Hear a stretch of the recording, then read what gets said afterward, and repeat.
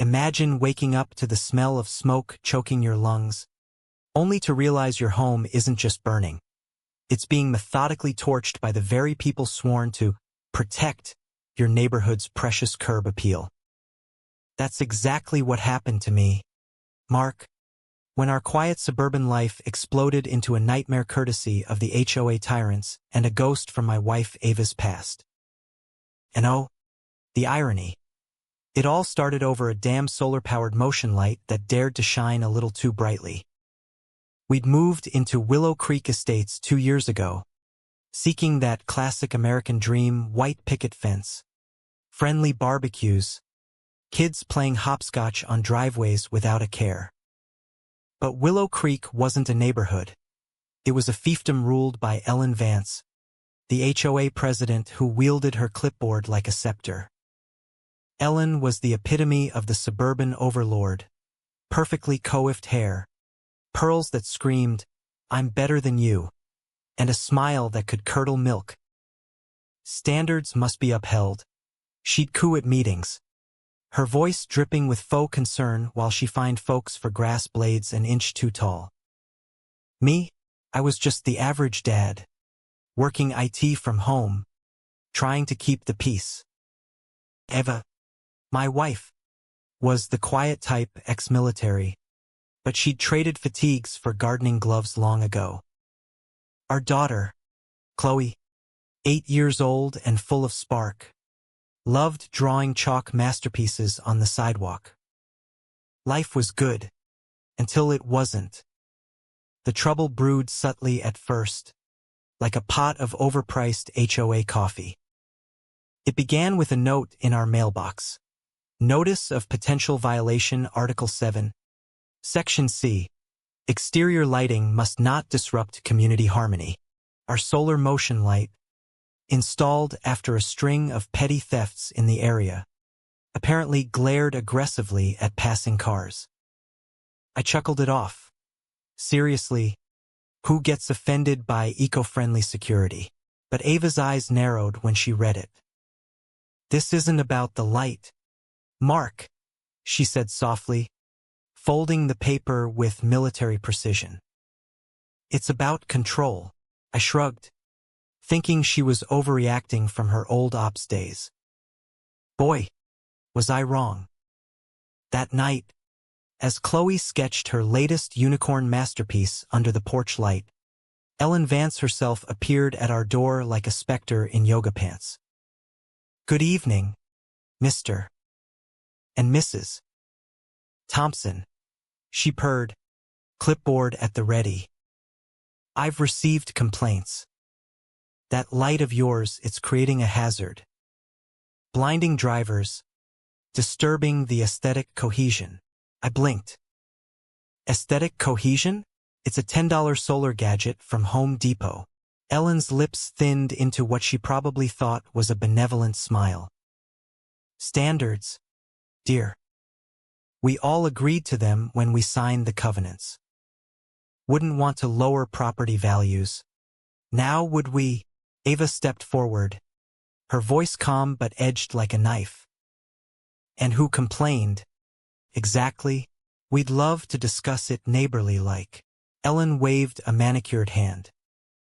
Anonymous, of course. For harmony's sake. Harmony. Right. As she sauntered off, I caught her glancing back with a smirk that said, I've got you now. The next morning, Chloe bounded in from the yard, her face smudged with chalk dust. Dad, look, someone drew a big X over my hopscotch. Sure enough, our driveway was vandalized with orange chalk, a glaring violation, scrawled next to the light's mounting spot. I called the police, but they dismissed it as kids' pranks. Eva, though, knelt down and traced the lines. Precise strokes. Not random, she didn't elaborate, but her jaw set in that way it did when she smelled trouble. I tried to laugh it off. Probably just Ellen's minions enforcing cohesion with Crayola, but deep down, the unease gnawed. Why us? We paid our dues. mowed our lawn, even baked cookies for the block party. Little did I know, this was just the appetizer in a feast of absurdity. A week later, the pettiness escalated to parody. Our trash bins vanished overnight, replaced by 2 garden gnomes, those creepy ceramic dwarves with frozen grins, positioned to stare right at our front door. Chloe giggled at first. They're like little guards, but Ava's face paled. This tactic, remove utility, insert mockery. It's psychological. I confronted Ellen at the next HOA meeting, held in the community center that smelled like stale donuts and desperation. Our bins are gone, and these gnomes show up? Coincidence. The room fell silent, neighbors shifting uncomfortably. Ellen adjusted her glasses, her voice syrupy sweet. Oh, Mark, perhaps a mix-up with waste management. As for gnomes, well, they're whimsical, adds character. But do mind the covenants, no unauthorized decor. The crowd murmured agreement, like sheep in khakis. One guy, Mr. Peterson, piped up, yeah, standards matter when certain elements disrupt the peace. Elements? I felt the sting, but Ava squeezed my hand under the table. Don't engage, she whispered. They're baiting. As we left, I overheard Ellen whispering to her cronies. That light's just the start. We'll illuminate their noncompliance. The harassment snowballed into outright farce. Anonymous posts popped up on the neighborhood Facebook group, concerned about unstable newcomers. Military backgrounds can be unpredictable. Attached was a grainy photo of Ava gardening at dusk, the solar light flickering on like a spotlight on her suspicious activities. Chloe saw it and frowned. Mom, why do they say you're unstable? You're the steadiest person ever. Ava knelt to her level. Sweetie, cowards hide behind screens. Truth wins out. But I could see the fire in her eyes, the operator awakening. That night, sweeping the yard, I found tiny cameras, one in a fake rock, another in the gutter, even one retrofitted into a cheap solar stake light. Military grade, Ava muttered, dismantling them with eerie expertise. Ghost perimeter protocol. I stared. What? She sighed. Old tricks. Means pros are involved. Pros? For a light, the Mickey Mouse HOA had gone full spy thriller. Ben, my old buddy from work, a tech whiz with a penchant for conspiracy podcasts, showed up unannounced. Heard about the gnome invasion. Thought you could use backup. He swept the house with gadgets that looked like they belonged in a Bond film. Bingo, bugs everywhere. As he jammed signals, Ellen knocked again, this time with a final notice impaled on a screwdriver stuck in our fence. We see what you do at night, it read, with another photo of Ava. Ben whistled. This ain't amateur hour. Ava's calm cracked just a bit. It's him. Ethan. Who? She finally opened up over lukewarm coffee. Ethan Vance. Ellen's son, a washout from her military days. He'd botched a training op, got maimed because of his ego, blamed her for following protocol. He vanished after. Erased. But now, he's back, using Mom's HOA as cover. The absurdity hit peak comedy tragedy when Chloe found a post in the HOA forum. Alert! Former soldier posing threat to kids' safety? With that same photo. Neighbors started turning backs. Mr. Peterson snubbed my wave. Mrs. Henderson cooed fake sympathy while eyeing our windows like a hawk. Hope little Chloe's okay with all this unpleasantness. Unpleasantness? They were the ones stirring the pot. Ava didn't rage. She observed, piecing clues like a puzzle. They're isolating us. Classic op, Chloe, bless her, adapted weirdly well, whispering perimeter secure while playing, her beacon flashlight always at hand. One night, our bins reappeared, but inside was orange chalk.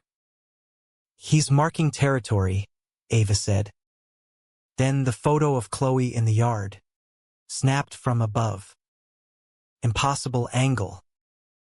Roof, Ben checked, nothing. Chloe stared at it analytically. He's trying to change us, Mom. Make us like him. Ava's eyes hardened. Not on my watch. Lockdown mode kicked in. Blacked out windows. Jammed Wi-Fi. Silent meals. Felt like a bunker in suburbia. Chloe swapped journals for tactical gardens, designing flower beds with kill zones for weeds. Hilarious in a dark way, but heartbreaking. Then, at 2:38 a.m., floodlights blasted our house like a rock concert gone wrong. Ellen appeared on the porch cam, mouthing, "Your wife is not well," before vanishing. Ava whispered, horrified, "My playbook." He's flipping it on me. The last straw, orange chalk in Chloe's sneaker. Next time. Hit first, Chloe said, tiny voice fierce. Ava transformed, cold, lethal focus. Boots on. Mark. We end this. We geared up. Ava with her black case of relics. NVGs. Maps. Suppressed pistols. Ben fortified the rental, guarding Chloe. Ava drove like a ghost through the night, tracing Ethan's sloppy signals. But en route, an explosion rocked Mrs. Gable's porch, her railing shattered, her dazed on the lawn. Chloe stood frozen nearby, notebook scattered. Wrong house, right message in chalk. Ethan had lured her out. Panic hit, but Ava assessed coolly. Concussion. Call 911 silent. Back home.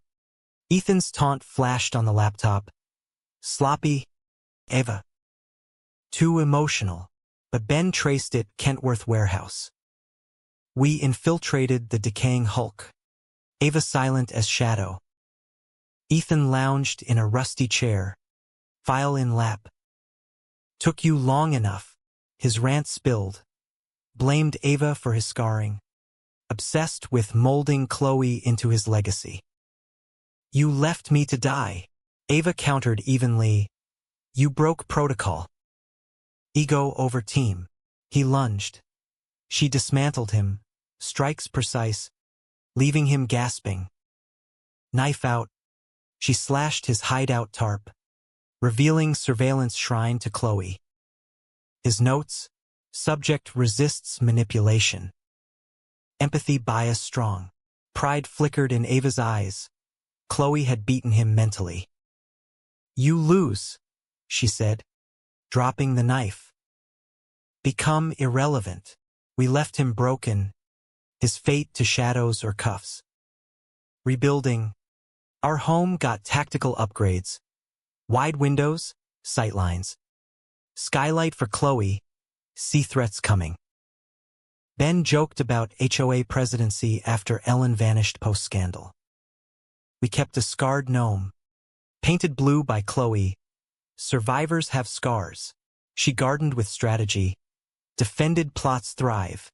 Ava spared Ethan for legacy's sake. Who walks out matters.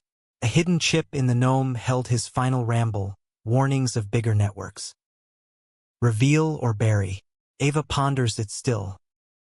But tell me, folks, was Ava the real villain for following protocol? Or was Ethan the monster HOA hid? Who's the true threat in a neighborhood ruled by clipboards? The rule breakers or the tyrants enforcing them? Drop your thoughts below, right or wrong.